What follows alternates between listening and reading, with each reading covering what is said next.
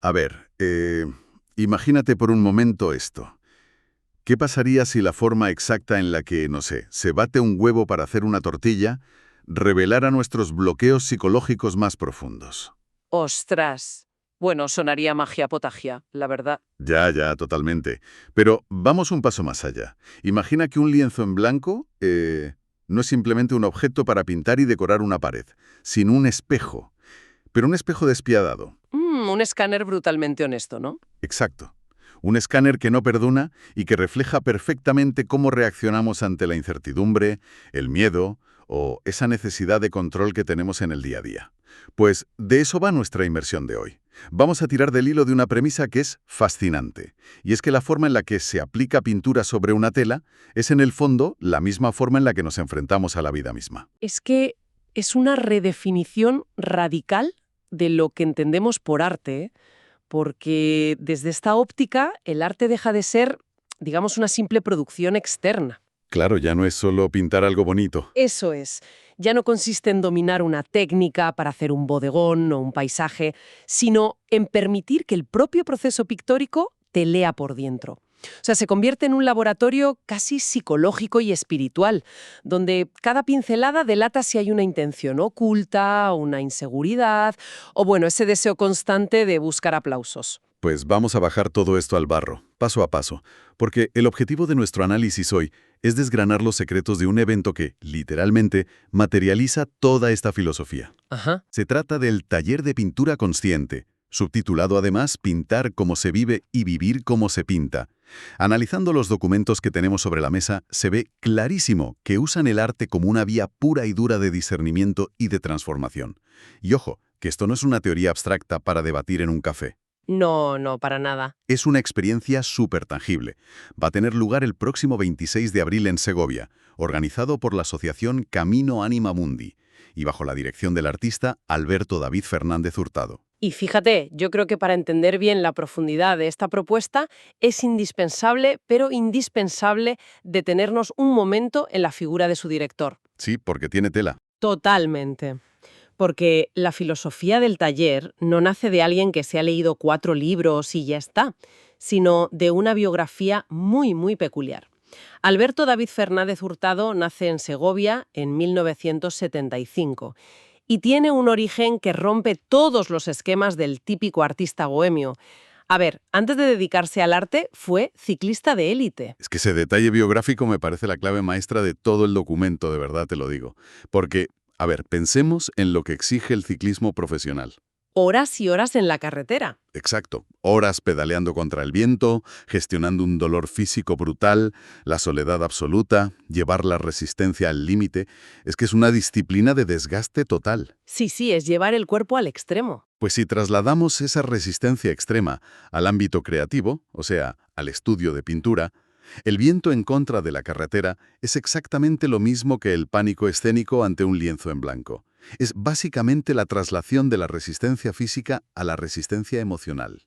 Claro, y esa conexión ilustra a la perfección el núcleo de su obra. Según los textos que hemos revisado, Alberto identifica la angustia como el sentimiento humano más primario. Pero, ojo, no habla de una angustia patológica o de un trastorno. Sino de esa fricción del día a día, ¿no? Exactamente, la fricción existencial. La vida, tal y como la plantea en el taller, son las actitudes y los mecanismos que nos montamos para sobreponernos a esa angustia, y el lienzo es solo la arena de entrenamiento. Es donde ensayas cómo reaccionas ante los problemas reales. O sea que si alguien se apunta a este taller en Segovia pensando que le van a enseñar la rueda de colores o cómo hacer la perspectiva de una silla, Bueno, se va a llevar una sorpresa enorme. ya te digo, se va a encontrar con algo totalmente distinto. Se va a encontrar con una confrontación directa, porque la técnica pictórica aquí pasa a un ultimísimo plano. El taller propone un método estructurado en 4 pilares, donde entrelaza pues psicología, arte y, esto es clave, una espiritualidad cristiana muy marcada. Todo para desmantelar esa angustia. Vale, entremos en esos 4 pilares. Venga. El punto de partida es el discernimiento, que se basa en esa idea bíblica de examinarse a uno mismo. Pero, a ver, si bajamos ese concepto a la práctica, al estudio, ¿Cómo se ve físicamente el discernimiento cuando tienes un pincel en la mano? Porque claro, suena muy poético lo de examinar el interior, pero digo yo que tendrá una mecánica. Sí, sí, la tiene. Porque no creo que sea decir, ay, voy a usar azul marino porque me pega con el salón. Que va, que va. La mecánica es introducir una pausa súper consciente entre el impulso de pintar y la acción misma. Imagínate que vas a trazar una línea negra durísima cruzando la tela. Vale. Pues el discernimiento te obliga a frenar la mano en seco y preguntarte, ¿por qué estoy eligiendo esta agresividad ahora mismo? ¿Es porque quiero epatar y que me aplaudan? ¿O me da pánico el espacio vacío y lo estoy tapando compulsivamente? Ostras, es un estado de vigilancia constante, entonces. Totalmente. Es detectar si operas desde la libertad real o desde la pura necesidad de validación externa. Ya, pero, claro, yo lo pienso, y si te pones a mirarte con esa lupa todo el rato, el riesgo de encontrar solo dudas y rayadas mentales es altísimo. Quiero decir, te puedes quedar paralizado. La famosa parálisis por análisis. Claro, eso es. Tiene que haber una brújula. Y según las fuentes, la respuesta a esa parálisis es el segundo pilar. Encontrar un sentido, un propósito último, que en el lenguaje del taller se define como la imitatio Christi, o sea, la imitación de Cristo y el amor a Dios. Ajá. Y aquí, mira, tengo que hacer de abogado del diablo. Adelante, dispara. A ver, vivimos en una sociedad laica. Si alguien que nos escucha no es religioso en absoluto, o simplemente le gusta pintar los domingos para relajarse, ¿cómo aplica esta imitación de Cristo? ¿No es una visión que excluye a la gente que no tiene ese marco teológico? Pues mira, es una objeción súper válida y estoy segura de que mucha gente se la plantea.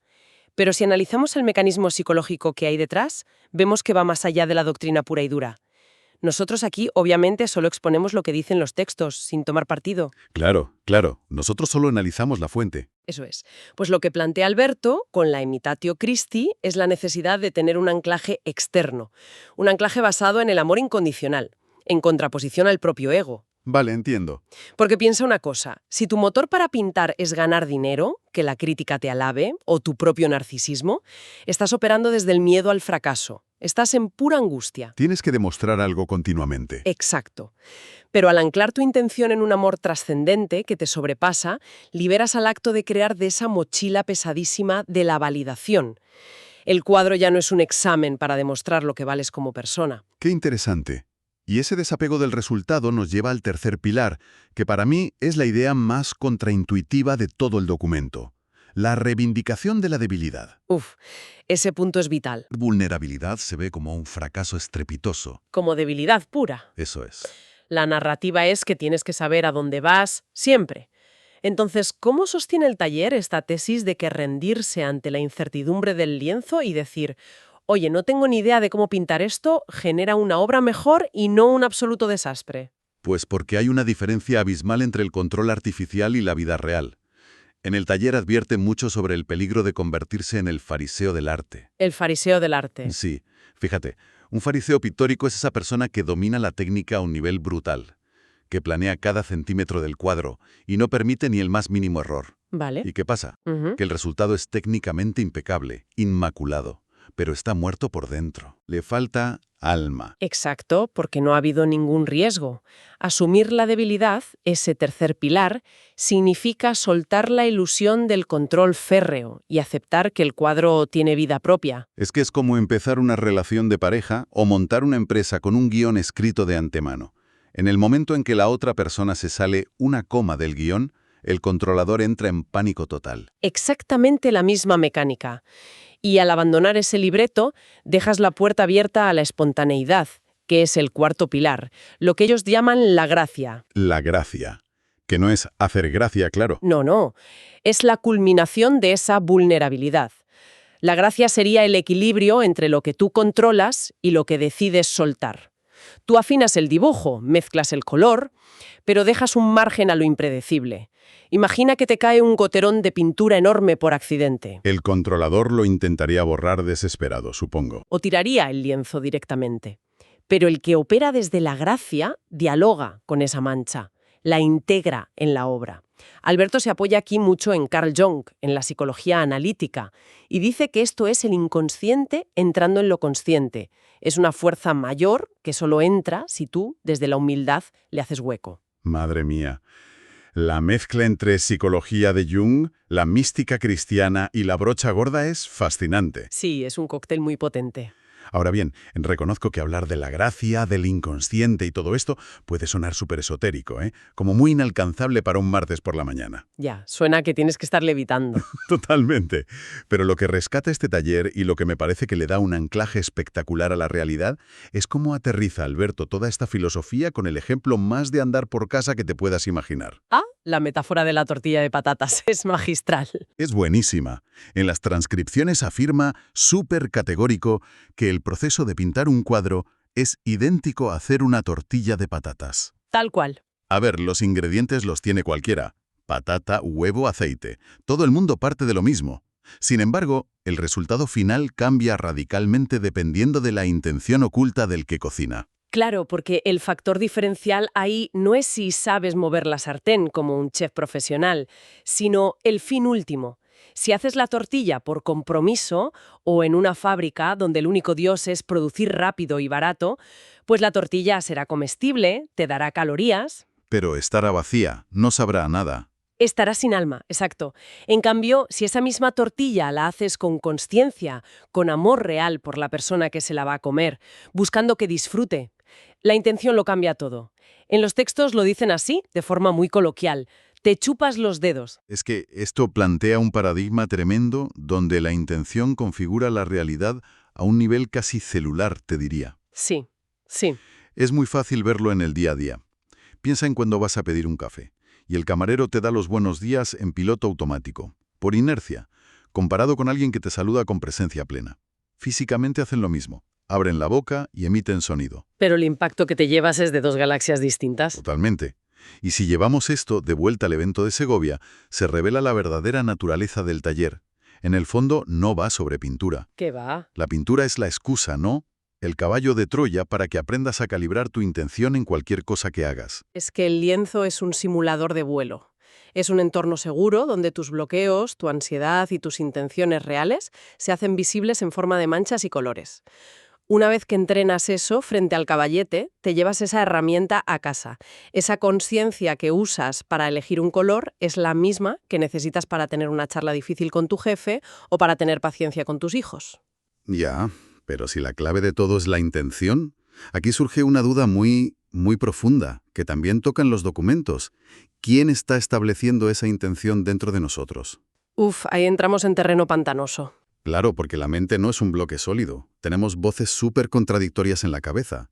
Y para reconciliar esto pintando, el taller introduce dos conceptos griegos que me han dejado loco, el paleios y el kainos. Son dos fuerzas que están en tensión continua en nuestra psique. El palaiás es el hombre viejo, o sea, el ego. Esa parte de nosotros que vive asustada, que quiere controlarlo todo, que juzga sin piedad y que básicamente es una mosca cojonera que no calla. Qué buena definición. Y en el otro extremo está el kainos, el hombre nuevo, que es ese estado de apertura, de estar en flujo, de confianza pura y conexión con algo superior. Me llama muchísimo la atención una confesión personal que hace Alberto sobre esto. Él cuenta que durante años su estrategia vital y artística era intentar cargarse al palaiás, o sea, aniquilar a su ego, porque veía que era la fuente de todo su sufrimiento. Claro, quería silenciar esa voz a toda costa. Exacto. Pero llegó a la conclusión de que intentar eliminar el ego es biológica y psicológicamente imposible. Inviable. Y además, contraproducente total. Si le declaras la guerra de aniquilación a una parte de tu propia mente, lo único que consigues es más angustia.